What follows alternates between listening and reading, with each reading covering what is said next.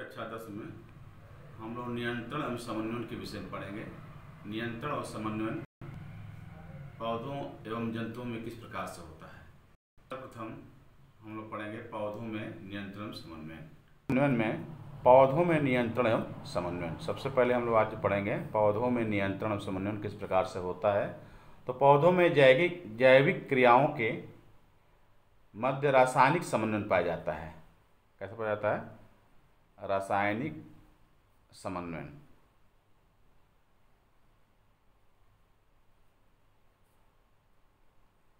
इन रसायनों को पादप हार्मोन्स कहते हैं। पादप हार्मोन्स। पादप हार्मोन्स जैविक क्रियाओं का नियंत्रण में समन्वय करते हैं। पादप हार्मोन्स विशेषकर विभोजोतकी ऊतकों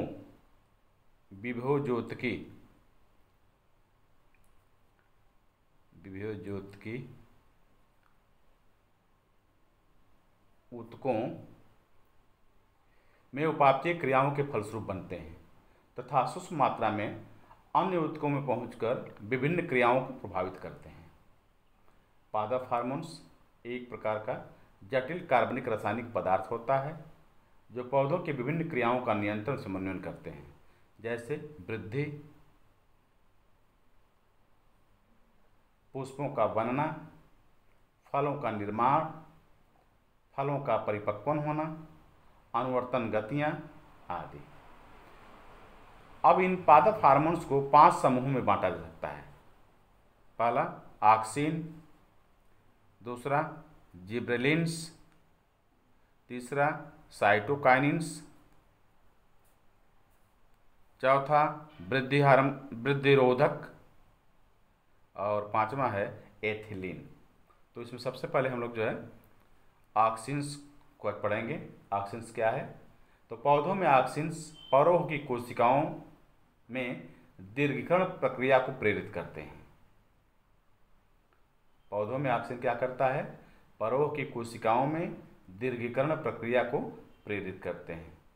यह पौधों में पाया जाने वाला हार्मोन्स होता है जो तने के शीर्ष पर उत्पन्न होता है। कहाँ होता है? तने के शीर्ष पर उत्पन्न होता है। इसे IAA या इंडोल एस्टिक एसिड कहते हैं।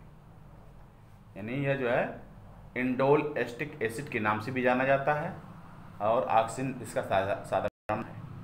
अब ऑक्सिन के उपयोग अथवा कार्य। तो सर्वप्रथम जो है इसके उपयोग कार्य को देखते हैं। विभिन्न प्रयोगों के आधार पर ऑक्सिन के अनेक उपयोग तथा कार्य ज्ञात हुए हैं जो इस प्रकार से हैं। पहला, ये कोशिकीय दीर्घीकरण को प्रेरित करके वृद्धि दर पर प्रभाव डालते हैं।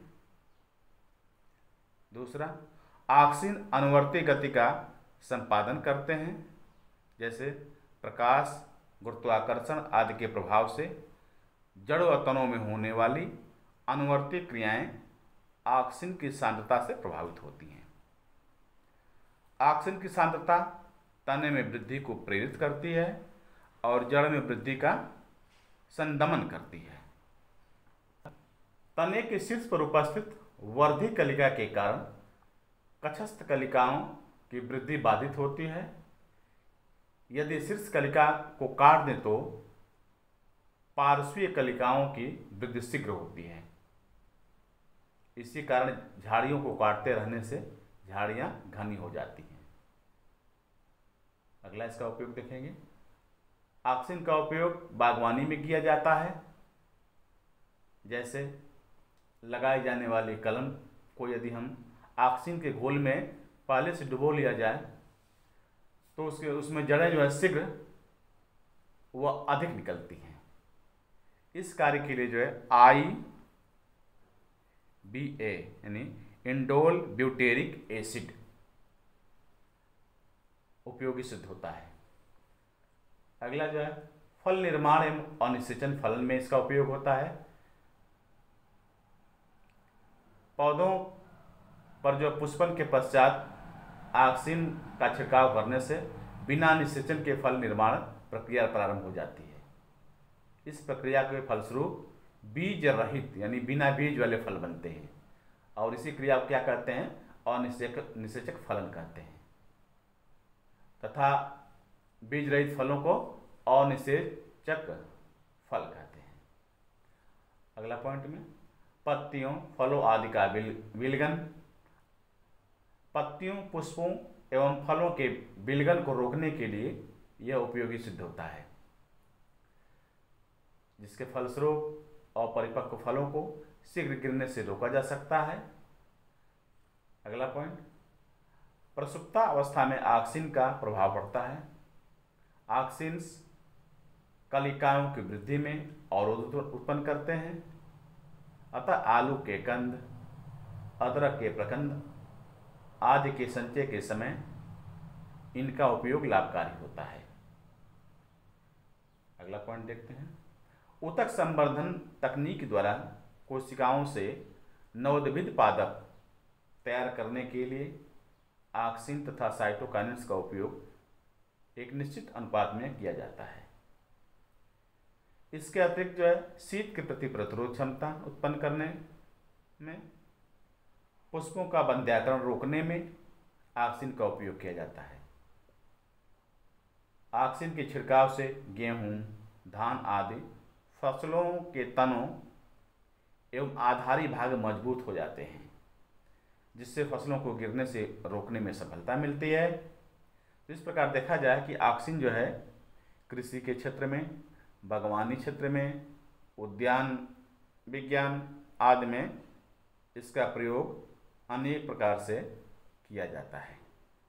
तो आज हम लोग जो है पौधों के हार्मोन्स में, पादप हार्मोन्स में ऑक्सिन को देखे। अगला हार्मोन्स अगले दिन देखा जाएगा। इसको सब लोग जो है अच्छी तरह से अपने कॉपी में, नोटबुक में नोट कर लेंगे और याद करेंगे।